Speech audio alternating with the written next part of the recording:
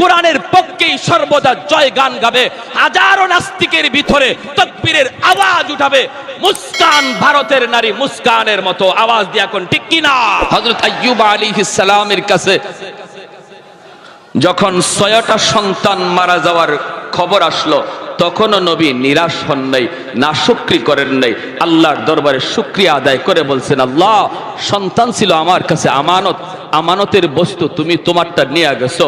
আল্লাহ, আমার সন্তান যে পথের প্রতীক, আমিও সেই পথের প্রতীক। আজ গেছে আমার সন্তান, কাল যাব আমি। দুনিয়ার এটাই নিয়ম, আসার সময় সিরিয়াল মেনটেন হয়, যাবার সময় কোনো সিরিয়াল নাই। আবার আসার সময় বাবা আগে আসে, সন্তান পরে আসে। যাবার সময় দেখা যায় বাবার আগে ছেলে যায়, নাতির আগেও দাদা চলে যায়, ঠিক কিনা? আমার ভাইয়েরা, বন্ধুরা, একটু মনোযোগ লক্ষ্য করে শোনো রে আল্লাহর গোলাম। যেই মাত্র আইয়ুব আলাইহিস সালামের কাছে 6টা ছেলের মৃত্যু সংবাদ কানে আসলো, তখনও নবী শুকরিয়া আদায় করেন। আল্লাহ পাক ইবলিসকে ডাক দেয়া বলে, ইবলিস দেখ, পরীক্ষায় আমার আইয়ুব একে একে যতগুলি পরীক্ষা আমি আল্লাহ তারে দিচ্ছি রে, সবগুলি পরীক্ষায় আইয়ুব পাশ করেছে, শুধু না A+ পায়া পাশ করেছে। ইবলিস কই, মালিক, এখনো তোমার শুকরিয়া কেন আদায় করে তুমি জানোনি? বলে কেন? এখনো তার 4টা স্ত্রী এখনো জমিনে আছে গো। 4 জন স্ত্রী যেই স্বামীর আছে তার কিসের টেনশন? ছেলে 6টা চলে যাক না 10টা চলে যাক, স্ত্রী তো আছে, সন্তান আবার দুনিয়া আসবে। এই ভরসায় তোমার গোলামি করে, এই ভরসায় এখনো তোমার উপরে সে নারাজ হয় না, এখনো নারাজ হয় না। আল্লাহ পাককে একে একে পরীক্ষা দেওয়ার জন্য শয়তান উদ্বুদ্ধ করতেছে। আল্লাহ পাক কয়, তাহলে শুন, 4টা স্ত্রীর উপর পরীক্ষা শুরু হয়ে গেল। 4 জন স্ত্রী, 3 জন এক খাটের মধ্যে ঘুমায় আছেন। একজন বিবি রহিমা, তিনি আছেন নবীর সাথে রাতের বেলা। যেই রাত্রে 3 জন এক খাটের মধ্যে শুয়ে আছেন রে আল্লাহর গোলাম, ওই রাতে 7 পইরা 3 জন স্ত্রী মারা গেলেন। এই খবর নবীর কাছে যখন আসলো, তখনও নবী নাশুকরি করে না, তখনও আল্লাহর শুকরিয়া আদায় করে, তখনও আল্লাহর শুকরিয়া আদায় করে। আল্লাহ পাক রব্বুল আলামিন কয়, এরে ইবলিস, দেখ তো দেখি, দেখ আমার পয়গম্বর আইয়ুব কিন্তু এখনো আমি আল্লাহর শুকরিয়া আদায় করে। ইবলিস তখন কয়, কি শুনবেন? ইবলিস তখন কয়, মালিক, এখনো শুকরিয়া আদায় করে, কারণ তারে সুস্থতার নিয়ামত তুমি দিয়েছ। হাত 2টা এখনো তার সুস্থ, পা 2টা এখনো সুস্থ, এখনো সে সুস্থ শরীর নিয়ে চলাফেরা করতে পারে। এজন্য তোমার শুকরিয়া আদায় করে। যেই মানুষটার হাত 2টা সুস্থ, সে কোনোদিন গরিব নয়।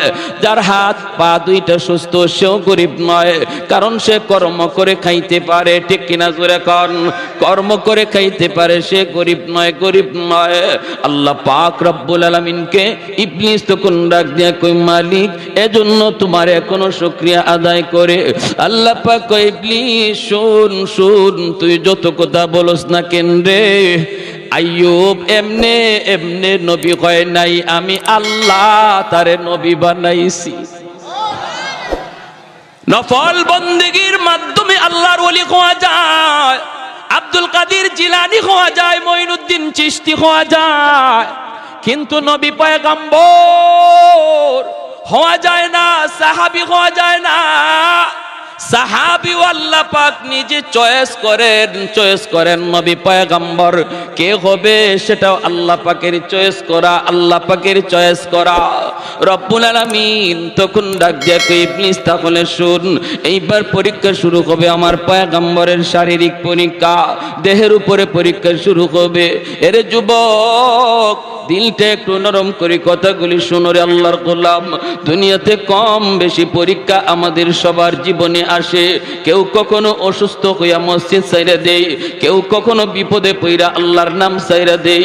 আমি আমার জীবনে পেয়েছি, সিলেটের এক জায়গায় ওয়াজে গিয়েছিলাম, মানুষজন আমারে কইতেছে হুজুর ওই যে একটা ঘর দেখতেছেন, এই ঘরের লোকটা ছিল অনেক নামাজি বড় দিনদার, লোকটা ছিল বড় নামাজি বড় দিনদার। হঠাৎ করে লোকটা একটা বিপদে পড়ে গেল। বিপদে পড়ার পরই সে চিৎকার করে কয়, এত নামাজ পড়লাম, এত রোজা রাখলাম, এত আল্লাহরে ডাকলাম, আল্লাহ আমারে কেন বিপদে ফেলাইল? বেনামাজি সুদখোর ঘুষখোর আল্লাহ কোনো বিপদ দেয় না, আমাকে বুঝি আল্লাহ দেখলো, এই বইলা মসজিদ ছেড়ে দিছে। হুজুর এখন আর মসজিদে আয় না, আল্লাহর বিরুদ্ধে কথা কয়, রাস্তায় রাস্তায় গোটে নাস্তিকদের মতো কথা কয়। এরে আল্লাহর গোলাম, একটু দিলটা নরম করে কথাগুলি শোনো।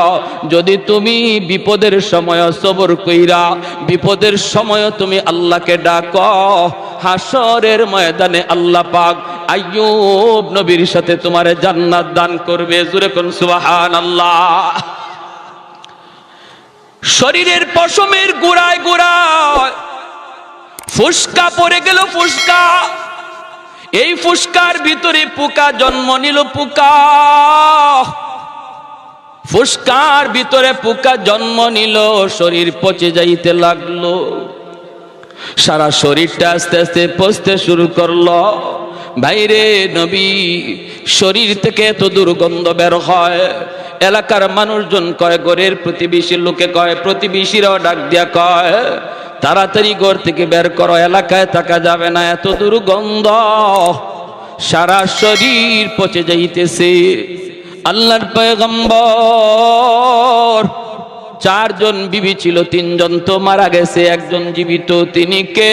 তিনি হলেন বিবি রহিমা। মানুষজন ডাইকা কয়, রহিমা,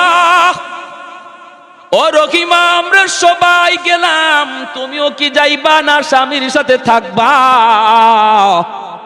আল্লাহর বান্দি তখন বলতেছে, তোমরা সবাই চলে যেতে পারো গো, কিন্তু আমার স্বামী আমি ছাড়বো না, আমি আমার স্বামীকে ছেড়ে যাব না, স্বামীর খেদমত ভুলবো না। ও রহিমা, তোমার নাকে কি কোনো দুর্গন্ধ লাগে না? বিবি রহিমা তখন ডাক দেয়া বলতেছে, আমার নাকে কোনো দুর্গন্ধ লাগে না। কই, তাহলে তাড়াতাড়ি স্বামীরে লয়ে তুমি ঘর থেকে বের হও, যেখানে মন চায় সেখানে যাও, আমরা দুর্গন্ধের কারণে টিকতে পারি না, তোমার যেভাবে মন চায় সেদিকে যাও। তিনি ঘর থেকে স্বামীরে নিয়ে বের হয়ে গেলেন। আল্লাহর পয়গম্বর আইয়ুব আলাইহিস সালাম, যার এক সময় এই এলাকার রাজত্ব ছিল, এক সময় আল্লাহ পাক তারে কোটি কোটি সম্পদের মালিক দিয়া রাখলো। 24 ঘন্টা তার দরজার পাশে অভাবী মানুষ দাঁড়ায় থাকতো, অনবরত যাদেরকে তিনি দান করতেন। আজ ওই মানুষগুলো কয়, রহিমা তাড়াতাড়ি যাও, তাড়াতাড়ি সরো গো, এলাকায় থাকতে পারি না। কই যাইবা তুমি জানো? ঘর থেকে বের হইয়া আল্লাহর বান্দি স্বামীরে নিয়ে তিনি রাস্তায় আসলেন। রাস্তা দিয়ে পথিকেরা যায়, পথিকেরা ডাক দেয়া কয়, রহিমা, রাস্তা দেখে স্বামীরে নিয়ে যাবা, মন চাই সেদিকে যাও, আমরা রাস্তায় হাঁটা চলা করতে পারি না, রাস্তায় আমরা হাঁটা চলা করতে পারি না। আল্লাহর বান্দি স্বামীর নিয়া চোখের পানিটা মুইসা মুইসা তিনি বের হয়ে যাইতেছেন। তিনিও সাধারণ কোনো মহিলা না রে ভাই, তোমরা মনে করতে পারো তিনি হয়তো কোনো গরিব গরিব মেয়ে ছিলেন, এজন্য তিনি স্বামীর নিয়ে বের হচ্ছেন না। বিবি রহিমা তিনিও ছিলেন কে? তিনিও ছিলেন নবী পরিবারের সন্তান, হযরত ইউসুফ আলাইহিস সালামের নাতিন, ছেলের ঘরের নাতিন। আল্লাহু আকবার। নবী পয়গম্বর গণের পরিবারের সন্তান, রাজ পরিবারের মেয়ে, রাজ পরিবারের মহিলা। মুহূর্তের ভিতরে তিনিও স্বামীরে ফালায়া চলে যেতে পারতেন, কারণ বাবার বাড়ি হলো রাজবাড়ি, বাবার বাড়ি হলো রাজবাড়ি, আবার নবী পরিবারের একজন মেয়ে। কিন্তু না না, তিনি বুঝতেন স্বামীর কদর, স্বামী কত বড় দৌলত, এটা তিনি বুঝতেন। বিদায় বলছেন, তোমাদের নাকে গন্ধ লাগে, কিন্তু আমার স্বামীর পচা গন্ধ আমার নাকে লাগে না। রাস্তার পাশেও থাকতে দিল না, স্বামীকে লইয়া মাঠে চলে গেলেন। মাঠে ও আমার বিনোদর চোরের মা বোনেরা, একটু মনোযোগ দিয়া খেয়াল করে শুনো গো মা, তোমাদের ঘটনা বলতেছি, তোমাদের একটা ইতিহাস বলতেছি। কাকে বলে স্ত্রী, কাকে বলে স্বামী, কাকে বলে সংসার, একটু মনোযোগ দিয়ে শোনো। এমন সংসার যদি করতে পারো, ঘরটা জান্নাতি ঘর হয়ে যাবে। এই সন্তানগুলিকে আল্লাহ জান্নাতি সন্তান বানায় দিবে, মেধাবী সন্তান আল্লাহ বানায় দিবে। যেই ঘরের মধ্যে স্বামী স্ত্রীর ভিতরে মহব্বত থাকে, এই ঘরের সন্তানগুলিকে আল্লাহ পাক মেধাবী বানায় দেয়, হাফেজে কোরআন বানায়, আলেমে দ্বীন বানায়, মুফতি মুহাদ্দিস বানায়। যেই ঘরে স্বামী স্ত্রীর মধ্যে ঝগড়া হয়, যেই ঘরে স্বামী স্ত্রীর মধ্যে গালাগালি হয়, এই ঘরে সন্তান চেষ্টা করো তার মেধাবী বানানো যায় না। কারণ বাপ মার সর্বদা ঝগড়ার গালাগালির বদাসর সন্তানের উপরে যায় পড়ে। তুমি যদি সন্তানকে মানুষের মতো মানুষ বানাইতে চাও, আগে ঘরটারে সুন্দর করো, ঘরটারে সুন্দর করো। ভাইয়েরা বন্ধুরা, মাঠে তিনি চলে গেলেন, রাস্তা থেকে মাঠে গেলেন স্বামীকে লইয়া। স্বামী গ, এক সময় তোমার আঙ্গুলের ইশারায় এই এলাকা চলতো, আজকে এলাকার মানুষ তোমারে ঘরে জায়গা দেয় না, রাস্তায় জায়গা দেয় না, মাঠে চলো। মাঠে গেলেন, কৃষকেরা আসতে দৌড়ায় আইসা বলতেছে, রহিমা এখানে যদি স্বামীর নিয়ে থাকো, আমরা মাঠে কোনো কাম কাজ করতে পারবো না, এত দুর্গন্ধ, এত দুর্গন্ধ, আমরা মাঠে কাম কাজ করতে পারবো না, তুমি অন্য কোথাও চলে যাও। আল্লাহর বান্দি স্বামীর নিয়ে তিনি কোথায় যাবেন, কোন দিকে যাবেন? জঙ্গলের দিকে রওনা দিছেন। জঙ্গলের পাশে যায় তিনি দেখতে পেলেন একটা ডাস্টবিন, সর্বদা দুর্গন্ধ বের হয়। ডাস্টবিনের পাশে যাইয়া তিনি জায়গা করে নিলেন। এই ডাস্টবিনের দুর্গন্ধের কারণে কোনো মানুষজন এই রাস্তা দিয়ে, এই জায়গা দিয়ে যাতায়াত করে না। তিনি বুঝলেন মানুষ যখন আসে না, তাহলে আমাকে কেউ এখান থেকে সরাবে না। এই জায়গাটাতে স্বামীকে নিয়ে তিনি থাকতে শুরু করলেন। ডাস্টবিনের গন্ধ আল্লাহর বান্দির নাকে লাগে না, স্বামীর দুর্গন্ধ নাকে লাগে না। এখানেই স্বামীকে নিয়ে তিনি পইরা আছেন। বাইরে একদিন দুই দিন নয়, মাসকে মাস চলছে। দিনের বেলা মানুষের বাড়িতে যান কাম কাজ করার জন্য, যাইয়া তিনি কাম কইরা কিছু খাবার সংগ্রহ কইরা স্বামীকে আইনা খাওয়ান, হালুয়া খাওয়ান, হালুয়া।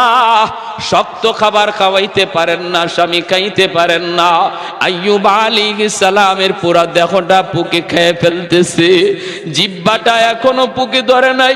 আইয়ুব নবী ডাক দিয়া কয়, মালিক সারা দেহ আমার পুকে খাক, আমার আপত্তি নাই, আপত্তি নাই। যখনই আমি তোমাকে জিহ্বা দিয়া আল্লাহ কইয়া ডাক দিতে দেই, সাথে সাথে আমার সব কষ্ট আমি ভুলে যাই। ও মালিক, এজন্য তোমার কাছে আমার আবদার, আমার জিহ্বাটারে তুমি পোকা দিয়া খাওয়ায়ো না, যেন আমি জিহ্বা দিয়ে তোমাকে আল্লাহ আল্লাহ কইয়া ডাকতে পারি। জোরে কোন সুবহানাল্লাহ। ভাইরা আমার, আল্লাহর বান্দি মানুষের বাড়িতে যে কাম করেন, হালুয়া পাকায়া স্বামীরে তিনি খাওয়ান। কেমনে খাওয়ান রে ভাই? চামচ দিয়া খানা দিতে পারেন না, দিলে পরে চামচটা লাগলে নবী ব্যথা পান, কারণ দাঁতের মাড়িটা পর্যন্ত পচে গেছে, এমনি ভাবে ঠোঁট পর্যন্ত সব পচে গেছে। চামচ যদি লাগে সাথে সাথে তিনি ব্যথা পান, ব্যথা পান। তখন আল্লাহর বান্দি তিনি আঙ্গুল দিয়েও খাওয়ান না, হাত দিয়া খাওয়াইতে গেলে আঙ্গুলটা যদি এই আক্রান্ত জায়গায় লাগে, যদি মুখের এই আক্রান্ত জায়গায় আঙ্গুলের নখটা লাগে, নবী ও কয়ে চিৎকার করে কান্দা উঠেন। এজন্য বিবি রহিমা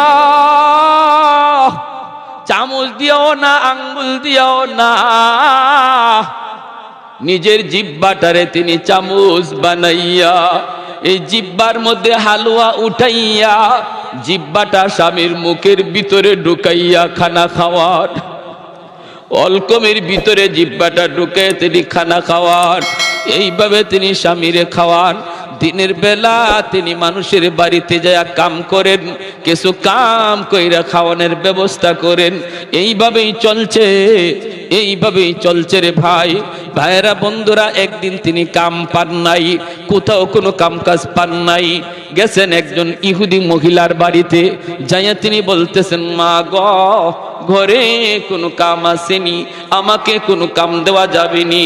মহিলায় কয়, না না, আমার বাড়িতে কোনো কাম নাই, কাজের লোক লাগে না। তখন তিনি বলতেছেন, তুমি হালুয়া পাকাইছো, একটু হালুয়া দিবানি, আমার স্বামীর জন্য একটু হালুয়া নিব। মহিলায় কয়, আমি বিনা টাকায় বিনা পয়সায় হালুয়া দেই না, আমি তো বিক্রি করি।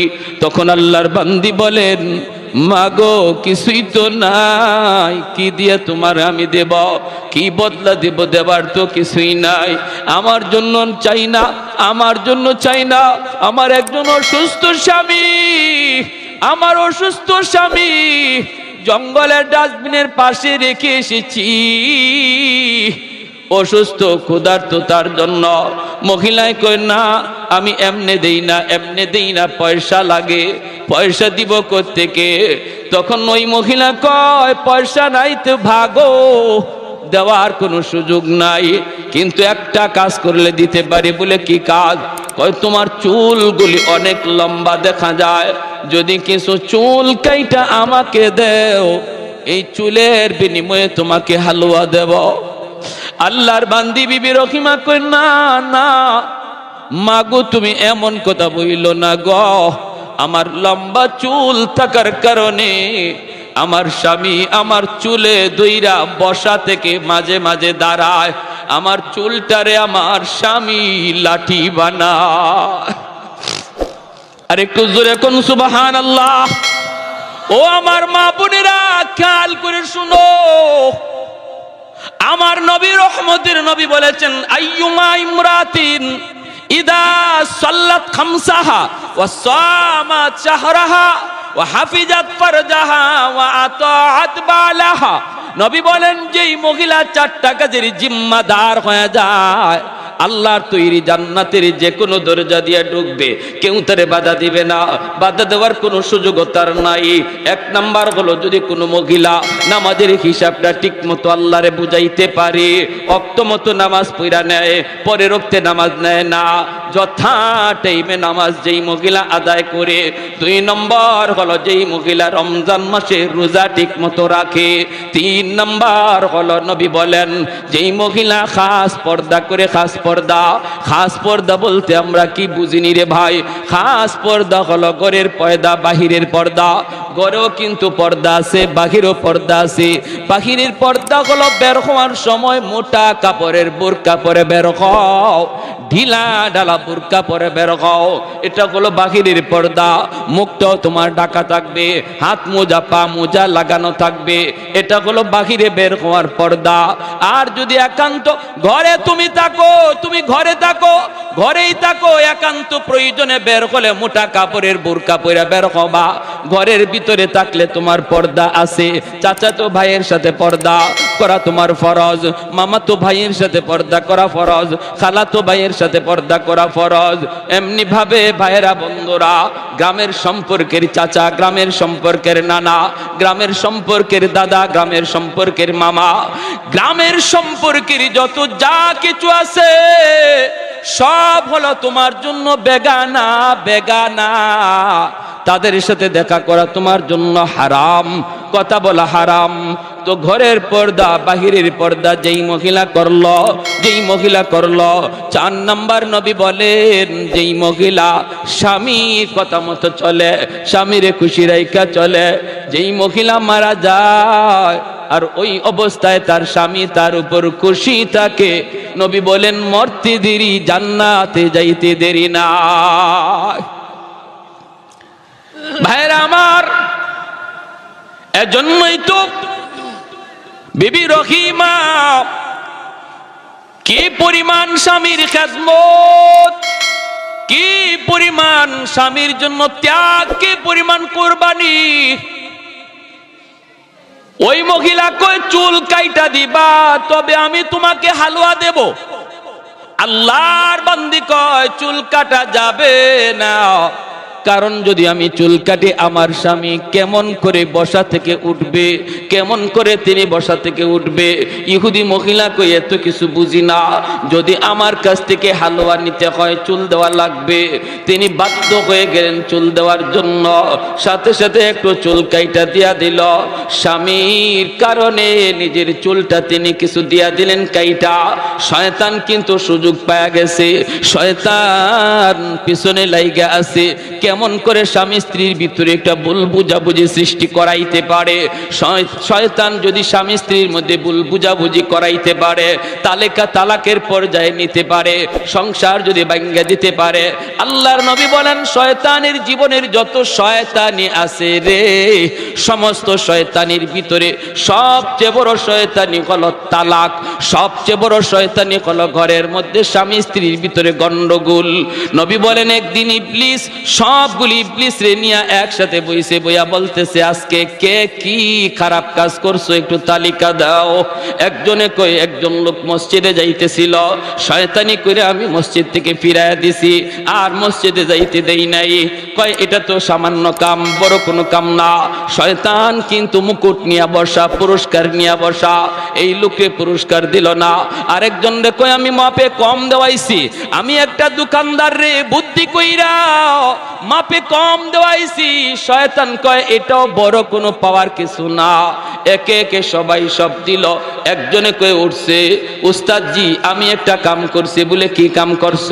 কয় স্বামী স্ত্রীর ভিতরে ঝগড়া লাগাইয়া স্বামীর মুখ দিয়া 3 তালাক দেওয়াইছি। ইবলিস সিংহাসন থেকে লাফ দিয়ে উঠে গেছে, ওইটাই দৌড় দিয়া যায় তার মাথার মধ্যে পুরস্কার এই মুকুট দিয়া কয় তুই আজকে সবচেয়ে বড় শয়তানি করছ, তুমি আমার কাছ থেকে পুরস্কার পাওয়ার যোগ্য। কারণ যেই সংসারের ভিতরে তালাক হয়, তালাকের দ্বারা শুধু স্বামী স্ত্রীর জীবন নষ্ট হয় না রে যুবক, তালাকের দ্বারা অবলা সন্তানগুলির জীবন নষ্ট হয়ে যায়। ভবিষ্যৎ অন্ধকার অন্ধকার অন্ধকার। মা একদিকে বাবা একদিকে, একজন সন্তানকে যদি আদর্শ সন্তান বানাইতে হয়, একদিকে মায়ের আদর আর একদিকে বাবার শাসন লাগে। আওয়াজ দিয়ে এখন ঠিক কিনা? খালি মায়ের আদরে কোনোদিন সন্তান আদর্শ মানুষ হয় না, মানুষ হইতে পারে না রে আল্লাহর গোলাম। এজন্য বাবার শাসনের প্রয়োজন। তালাক হওয়া মানে মা একদিকে বাবা একদিকে, ছেলে মেয়ে হয়তো মার কাছে নয়তো বাবার কাছে, কিন্তু একসাথে আর মা বাপরে পায় না, পায় না। এজন্য এই সন্তানগুলির জীবনটা নষ্ট হয়ে যায়।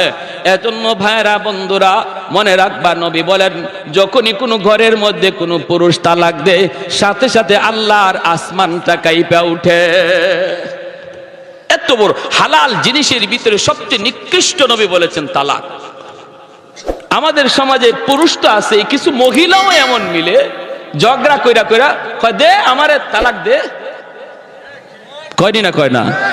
কয় তুই বাপের বেটা হইলে আমারে তালাক দে। নাউজুবিল্লাহি মিন যালিক। এমনি স্বামীর টেম্পার গরম হয়ে রইছে, আরো গরম করে। এই কাজটা করায় দেয় মাঝখানে এসে কে? ইবলিস। কে করায়? ইবলিস করায়। আর হেও গুসার ছুটে তালাক 3টা না দেয়া 14 গোষ্ঠী সহ তালাক দেয়। তোরে তালাক, তোর মারে তালাক, তোর দাদিরে তালাক, তোর 14 গোষ্ঠী তালাক। 3 তালাকের বাহিরে তালাক দিলে মনে রাখবা একসাথে 3 তালাক দেওয়া কবিরা গুনাহ। যদিও তালাক হয়ে যাবে, কিন্তু যে দিল এর খবর আছে আল্লাহর কাছে, ফিটা আছে। একসাথে 3 তালাক দেওয়ার কোনো বৈধতা নাই। তালাক দেওয়ার সিস্টেম হলো প্রতি মাসে একটা। যদি আপনি শাসন করলেন, আপনি বুঝাইলেন, পরিবারের লোক আনলেন, বসলেন 2 পক্ষ লইয়া, এরপরও সমস্যার সমাধান হয় না, আপনার বিবি উল্টা পথেই চলে, উল্টা পথেই চলে, বিছানা পরিত্যাগ করলেন, আপনি তার থেকে দূরে থাকলেন, কথা বন্ধ রাখলেন, হালকা একটু মারদুর। নবী বলেন হালকা মারদুর এর মানে বাঁশ লইয়া লাঠি লইয়া ফিরানি না, মেসওয়াক লইয়া একটু আস্তে কইরা একটু আঘাত দেওয়া। এর মানে একটু সে যেন অপমান বোধ করে, হায় রে আজকে আমার স্বামী হাত উঠায় ফেলছে, এতটুকু যেন তার অনুভূতিতে লাগে, তার ইজ্জতে যেন লাগে, এজন্য একটু হাত উঠানি। এর মানে এই না লাঠি লইয়া শরীরে দাগ ফালাইয়া দেওয়া, এরকম না। হালকা কিছু আঘাত করলেন, এরপরও সংশোধন হয় না, তখন শরীয়ত বলে সে যখন পবিত্র হালতে থাকে তখন তার এক তালাক দাও। এরপরে আরেকবার যখন পবিত্র হয় পরের মাসে, ওই সময় আরেকটা তালাক দাও। তারপরেও যদি সংশোধন না হয়, 2 তালাক দেওয়ার পরেও সুযোগ ছিল তারে আনার, এরপরেও যখন সে সংশোধন না হয় তখন তারে আরেকটা তালাক, 3য় মাসে আরেকটা তালাক দাও। এভাবে হলো শরীয়তের তালাকের বৈধতা, তালাকের সিস্টেম। কিন্তু আমাদের সমাজে যেইভাবে তালাক দেওয়া হয়, এক বৈঠকে এক বসায়, এগুলার কোনো তরিকা নাই, সিস্টেম নাই। তবে তালাক কি হবে না? বলে হ্যাঁ হবে, 100%। হযরত ওমর রাদিয়াল্লাহু তাআলা আনহুর জামানায় এক লোক 3 তালাক না দিয়া তালাক দিয়া লাইছে বউরে 100টা। ওমর রাদিয়াল্লাহু তাআলা আনহু তারে ডাকায় আনছেন, আইনা বলেন বসো, তোমার তালাক দেওয়ার বৈধতা কয়টা? বলে 3টা। তে 100টা দিলা কেন? গুসার ছুটে মারছি। হে গুসা করে মারছে, গুসা করে মারছো তো 3টা তোমার পাওনা, এজন্য 3টা তুমি দিছো, আর বাকি যে 97টা দিছো এটা এখন তোমার ফিডে পাওনা। এজন্য হয়তো তোমার বেত আইনা 97টা বেত হের ফিটও দিছেন, বলে ওইটা 1 তালাক, এটা 2 তালাক। এজন্য যুবক ভাইরা সাবধান। তালাক যদিও শরীয়তে বৈধ রাখছে, কিন্তু এটা কখন? যখন দেয়ালে পিঠ লেগে যায়, কোনো দিক দিয়া আর সমাধান হচ্ছে না। এটা ছেলে খেলা নয়, তামাশা নয়। হুজুর গুসার চুটে দিয়া দিছি, আমার তখন মাথায় জ্ঞান ছিল না। তালাক কেউ হাসতে হাসতে দেয় না, গুসা করেই দেয়, রাগ উঠলেই দেয়। এজন্য কোনো সুযোগ নাই 3 তালাক দিয়া দিবেন, আর কোনো সুযোগ নাই ফিরায় আনার। হুজুরদের কাছে দৌড়ায় কোনো লাভ নাই। প্যারে হাজিরিন, এজন্য ইবলিস কইতেছে আজকে পুরস্কার পাওয়ার অধিকার তোমার, তুমি বহুত বড় কাজ করছো। কারণ সংসারে 2 জন শুধু নষ্ট না, তাদের অবলা সন্তানগুলির ভবিষ্যৎ অন্ধকার। প্যারে হাজিরিন, এজন্য আমার ভাইরা বলতেছিলাম, শরীয়তের বিধানগুলা, শরীয়তের মাসালা মাসাইলগুলা, এগুলো আমাদের জানা থাকার দরকার আসেনি না নাই? আর একটু জোরে কোন আসেনি না নাই? আমার ভাইরা বন্ধুরা, আল্লাহর গোলাম যেই মাত্র চুলটা কাইটা তিনি দিয়া দিলেন, হালুয়া নিয়ে আসলেন। স্বামীর কাছে আসার আগে ইবলিস আইয়ুব আলাইহিস সালামের কাছে আয়েশা বলতেছে, নবী গো, জানেননি একটা গোপন খবর? কিসের খবর? কই খবর হলো আপনার স্ত্রী মানুষের বাড়িতে চুরি কইরা কইরা আপনার জন্য খানা নিয়ে আসে। এই খবর তো আপনি রাখেন না, আপনি তো এই খবর রাখেন না। প্রতিদিন চুরি করে কেউ ধরতে পারে না, কিন্তু আজকে ধরা খাওয়া গেছে। ধরা খাওয়ার কারণে তার চুল কাইটা দিছে। চুল যদি আমার কথা বিশ্বাস না হয়, আসার পরে চুলের দিকে তাকায়া দেখেন, আজ কিন্তু তার চুল কাটা চুরিতে ধরা পড়ছে। এজন্য নাউজুবিল্লাহ জোরে কর। এর নাম হলো ইবলিস। এর নাম কি? এর নাম হলো ইবলিস। ঘটনা ঘটলো কি আর শুনাইতেছি কি? ঘটনা ঘটলো কি আর শুনাইতেছি কি? আল্লাহর পয়গম্বর সাথে সাথে যেন আসমান মাথায় ভেঙে পড়লো, কারণ তিনি তো নবী। হারাম খানা তো তিনি খাইতে পারেন না, চুরির মাল নবী তো খাইতে পারেন না। কোনো ইমানদার মুমিন কোনোদিন হারাম মাল খাইতে পারে না, চুরির মাল ডাকাতির মাল মুসলমান খাইতে পারে না। ভাইরা বন্ধুরা, আল্লাহর পয়গম্বর আওয়াজ দিয়া কই, মালিক, ঘটনা যদি এমনই হয়, আমাকে তুমি কেমন পরীক্ষায় ফেলাইছো গো আল্লাহ? আমি ওই স্ত্রীকে নিয়ে সংসার করব না, আমি তার স্ত্রী হিসেবেও মেনে নিব না। যদি তার মাথার চুল আমি কাটা পাই, তাহলে আমি কসম করলাম 100টা বেত তারে দিব, 100টা বেত দিব। আল্লাহর পয়গম্বর আইয়ুব আলাইহিস সালাম তিনি অপেক্ষায় বসা আছেন, বিবি আসবেন, তারপরে তিনি দেখবেন মাথার চুল কাটা নাকি। তিনি দেখবেন বিবি রহিমা হালুয়া নিয়ে স্বামীর কাছে তিনি হাজির হলেন। ভাইরা, তিনি হালুয়া দিলেন। নবী তো হালুয়া খাইতে রাজি না। তিনি তো বলতেছেন, রহিমা গো, মাথার চুলগুলি একটু দেখাও। দেখাইতেই তিনি দেখেন চুল কাটা। আল্লাহর নবীর কলিজার মধ্যে যেন রক্তক্ষরণ হয়ে যায়। হায় রে আমি কি শুনলাম, যা শুনলাম তা তো বাস্তব। সাথে সাথে তিনি বলেন, রহিমা গো, ও রহিমা, তুমি না একজন নবী পরিবারের মেয়ে, তুমি না নবী পরিবারের মেয়ে গো, কেমন করে তুমি এমন কাম করলা? আমি তো চুরির মাল চাই না, ডাকাতির মাল চাই না, আমি না খায়া মরতে রাজি, তবু হারাম খানা খাইতে রাজি না। হারাম খানা যদি ঘরের ভিতরে ঢুকে রে ভাই, হারামের বদাসর, হারামের বদাসর নিজের মধ্যে পড়ে, সন্তানের মধ্যে পড়ে। সুদের টাকা যদি আপনি ঘরে ঢুকান, সন্তানের রক্ত মাংস হারাম টাকা দিয়ে বড় হয়।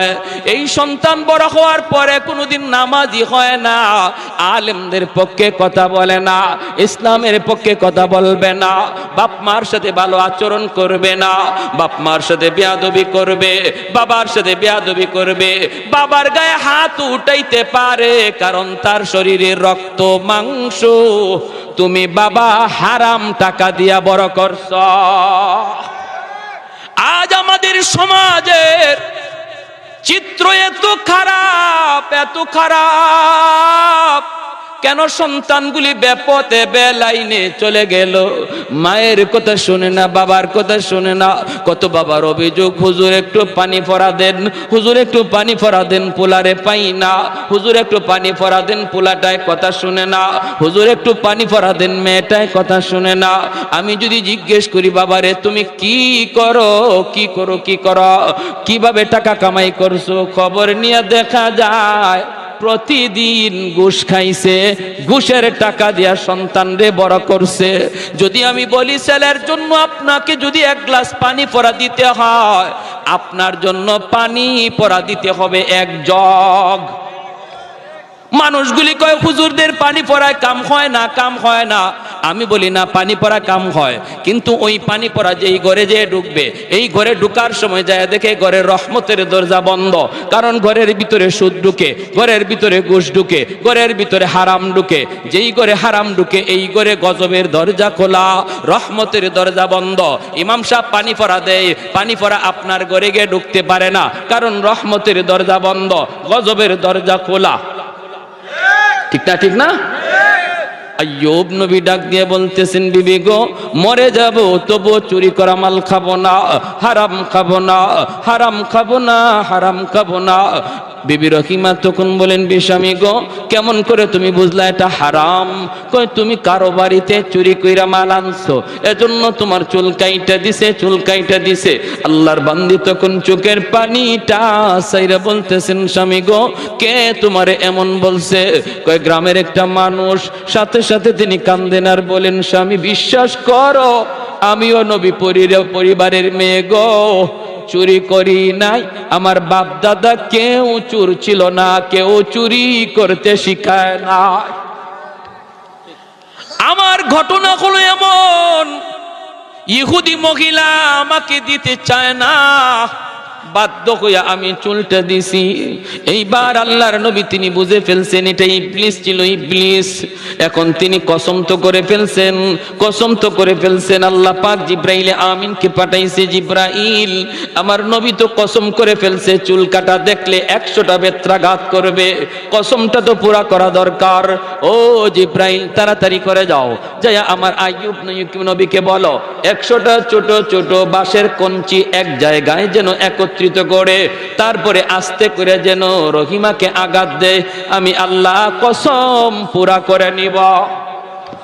একটু জোরে কোন সুবহানাল্লাহ, আর একটু জোরে কোন সুবহানাল্লাহ। সকল ক্ষমতার মালিককে, ফরমান আসে কার কাছ থেকে, আদেশ মানব কার? আমার যুক্তি যেখানে শেষ সেখান থেকে আল্লাহর কুদরত শুরু হয়, ঠিক কি না?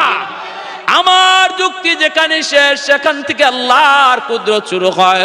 তোমার আমার যুক্তি যেখানে শেষ সেখান থেকে আল্লাহর কুদরত শুরু। তুমি বলতেছো কোরআনে এই কথা কেমনে আসলো, জান্নাত জাহান্নামের আলোচনা কেমনে আসলো? উলামায়ে কেরামের কথার মাঝখানে কেউ কোনোদিন পণ্ডিতি করবা না, কারণ উলামায়ে কেরাম নিজের থেকে কিছু বলে না, যা বলে আল্লাহর কথা বলে, যা বলে নবীর কথা বলে। অতএব উলামায়ে কেরামের কথার সাথে পণ্ডিতি করতে চাইলে তোমাকেও কোরআন হাদিসের পণ্ডিত হওয়া লাগবে। ইঞ্জিনিয়ারের সাথে আমরা দ্বন্দ্বে যাই না, তোমরা কেন দ্বন্দ্বে আসো? ডাক্তারের সাথে আমরা দ্বন্দ্বে যাই না, ডাক্তার তুমি কেন আমাদের সাথে দ্বন্দ্বে আসো? মেজরের সাথে আমরা দ্বন্দ্বে যাই না, তুমি কেন আমাদের সাথে দ্বন্দ্বে আসো? যে যেই বিভাগের পণ্ডিত সেই বিভাগ নিয়ে পণ্ডিতি করো, ভিন্ন বিভাগে যাওয়ার চেষ্টা করবা না, কারণ এদেশের মানুষের মাথার মুকুট হলো উলামায়ে কেরাম। প্যারে হাজিরিন, এজন্য মনে রাখবেন, ষড়যন্ত্র একমুখী নয়, চতুর্মুখী ষড়যন্ত্র ইসলাম নিয়ে শুরু হয়েছে। আমাদের সজাগ থাকা লাগবে। কোন সময়ে যদি একটু অসতর্ক হয়ে যায়, মনে রাখবা মহাদৌলত ইমান ডাকাতি হবে। নবী বলেন, ফিতনার জমানায় ইমান যদি হেফাজত রাখতে চাও, আলাইকুম বিমুজালাসাতিল উলামা, আমার উলামায়ে কেরামের সাথে, আমার উলামায়ে কেরামের সাথে সর্বদা মিলেমিশে থাকবা, আল্লাহ তোমার ইমান হেফাজত রাখবে। এই ফিতনার জমানায় একা একা হাঁটবার চেষ্টা করবেন না, কেউ একা একা পণ্ডিত হওয়ার চেষ্টা করবেন না, এটা নবী নিষেধ করে গেছেন। নবী বলছেন, ফিতনার জমানা চলছে, এই জমানায় ঈমান বাঁচাতে চাও, আলেমদের সাথে থাকো। আর আলেমরা ময়দানে তখনই নামবে যখন দেখবে আপনার ঈমান খতরার ভিতরে রয়েছে, মুসলমানের মুসলমানি খতরার মধ্যে রয়েছে, যখন দেখবে এই দেশে ইসলাম নিয়ে ষড়যন্ত্র, যখন দেখবে আমার মুসলমানি নিয়ে ষড়যন্ত্র, তখন উলামায়ে কেরাম আপনাদেরকে রাজপথে ডাক দিবে। সেই ডাক দেওয়া ইমাম সাহেবের ফায়দার জন্য নয়, সেই ডাক কোন আলেমের মেম্বার হওয়ার জন্য নয়, চেয়ারম্যান হওয়ার জন্য নয়, এমপি হওয়ার জন্য নয়। ইসলাম থাকবে কি থাকবে না, সেই কারণে আপনাদেরকে ময়দানে ডাক দিবে। সেই ডাকে কারা কারা প্রস্তুত, হাত উঠে একটু আল্লাহকে দেখান। আল্লাহ তুমি কবুল করো, জোরে বলি আমিন। পশ্চিমাদের চোখ পড়েছে কাবাগরের প্রান্তরে, ব্রিটিশ দালাল দল বেঁধেছে ধ্বংস করতে চায় কারে। পশ্চিমাদের চোখ পড়েছে কাবাগরের প্রান্তরে, ব্রিটিশ দালাল দল বেঁধেছে ধ্বংস করতে চায় কারে। আল্লাহ পাকের ঘর তোর সাহস থাকলে ধর, দো জাহানের মালিক যিনি পবিত্র কাবা। ওই আরবের দিন বাঁচাতে সত্য ন্যায়ের মুক্তি চাই, মুহাম্মাদের বাহিনী আজ আসলে তোদের রক্ষা নাই। ওই আরবের দিন বাঁচাতে সত্য ন্যায়ের মুক্তি চাই, মুহাম্মাদের বাহিনী আজ আসলে তোদের রক্ষা নাই। মুহাম্মাদুর রাসূলুল্লাহর বাহিনী আসেনি, হাত উঠে বলো আসেনি। আর একটু জোরে আসেনি। একটু দাঁড়াও, জেগে উঠো ওহে মুসলমান, আর কতদিন দিন ইসলামের সইবে অপমান। রক্ত দিয়ে পবিত্র ওই মক্কা মদিনা, সেই জমিনে সিনেমা হল চলতে পারে না। সবাই একমত? মক্কা মদিনা মুসলমানের কলিজার জমিন, ঠিক না? আজকে ওই আরবের জমিনে সিনেমা হল উদ্বোধন হয়, যাত্রার উদ্বোধন হয়, দাওয়াত ও তাবলীগের কাজ বন্ধ করা হয়, জিকিরের আওয়াজ বন্ধ করা হয়, আজান নিষিদ্ধ করার পায়তারা করা হয়, ইহুদিদের কালচার চলে। অতএব আরবের জমিন নিয়ে যদি মুসলমান তোমার আমার বেঁচে থাকে কোনো লাভ নাই, ঠিক কিনা? একটু দাঁড়াও, জেগে উঠো ওহে মুসলমান, আর কতদিন দিন ইসলামের সইবে অপমান। রক্ত দিয়ে পবিত্র ওই মক্কা মদিনা, সেই জমিনে সিনেমা হল চলতে পারে না। নূর মক্কার ইসলাম তার তাকলো কি আর দাম, বন্দিশালায় তাকে যদি কাবার ইমাম, ঠিক কিনা? ওই আরবের দিন বাঁচাতে সত্য ন্যায়ের মুক্তি চাই, মুহাম্মাদের বাহিনী আজ আসলে তোদের রক্ষা নাই। ওই আরবের দিন বাঁচাতে সত্য ন্যায়ের মুক্তি চাই, মুহাম্মাদের বাহিনী আজ আসলে তোদের রক্ষা নাই। পশ্চিমাদের চোখ পড়েছে কাবাগরের প্রান্তরে, ব্রিটিশ দালাল দল বেঁধেছে ধ্বংস করতে চায় কারে। আল্লাহ পাকের ঘর তোর সাহস থাকলে ধর, দো জাহানের মালিক যিনি পবিত্র কাবা। ওই আরবের দিন বাঁচাতে সত্য ন্যায়ের মুক্তি চাই, মুহাম্মাদের বাহিনী আজ আসলে তোদের রক্ষা নাই। এই বিনোদের চরের যুবকদের হাত উঠে একটু দেখাও, মুহাম্মাদুর রাসূলুল্লাহর বাহিনী আসেনি, আরো জোরে আসেনি। আল্লাহ তুমি কবুল করো, জোরে বলি আমিন। সবাই সজাগ আছেন তো? ইনশাল্লাহ সবাই সজাগ আছেন তো? শেষ পর্যন্ত পরীক্ষাটা কইগে থামছে, ইচ্ছা আছে সবার শোনার? আল্লাহ প্রত্যেককে আমলের নিয়তে শোনার তৌফিক দাও, সবাই বলি আমিন, আরো জোরে বলি আমিন। যখনই তিনি কঞ্চি 100টা কঞ্চি হাতে লই আস্তে করে আঘাত করলেন, আল্লাহ আসমান থেকে জানাই দিছে, নবী আমি তোমার কসমের কাফারা কবুল করেছি। জোরে কোন সুবহানাল্লাহ। ভাইরা আমার, এরপরেই বিবি রহিমা গেছেন খানা আনার জন্য। ওই দিন খানা আইনা যখন তিনি মুখের ভিতরে ঢুকাইতে যাইয়া, জিব্বাটা ঢুকাইতে যাইয়া ওনার জিব্বার মধ্যে একটা পোকায় কামড় মারছে। আর ওই পোকার কামড়টায় যন্ত্রণা সইতে না পাইরা আল্লাহর বান্দি চিৎকার দিয়া জমিনে পড়ে গেছেন আর কাঁদতেছেন, বলতেছেন, স্বামী গো, একটা পোকার কামড় আমি সইতে পারলাম না, আজ 13টা বৎসর যাবত তুমি কেমন করে এতগুলি পোকার কামড় সইতেছ? আজ 13টা বৎসর যাবত কেমন করে এতগুলি পোকার কামড় সইতেছ?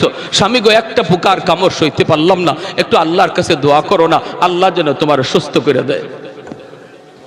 সাথে সাথে আল্লাহর পয়গম্বর তিনি কান্দেন আর বলেন, রহিমা, ও রহিমা, তুমি এটা কেমন প্রস্তাব দিয়েছ? আমি আল্লাহর কাছে কেমন করে সুস্থতার কথা বলবো? 70 বছর আল্লাহ আমাকে সুস্থ রেখেছেন, ঘামবিচি পর্যন্ত আমার শরীরে উঠে নাই। আল্লাহ যদি আমাকে বলে, আইয়ুব, 70 বছর আমি আল্লাহ তোমাকে সুস্থতার নিয়ামত দিয়েছি, মাত্র 13টা বছর তুমি অসুস্থ, এখনো তো 70 বছর হলো না, এখনই বুঝি তুমি অধৈর্য হয়ে গেছো, এখনো তো বরাবর হলো না, সুস্থতার সাথে অসুস্থতার বয়স তো বরাবর হলো না।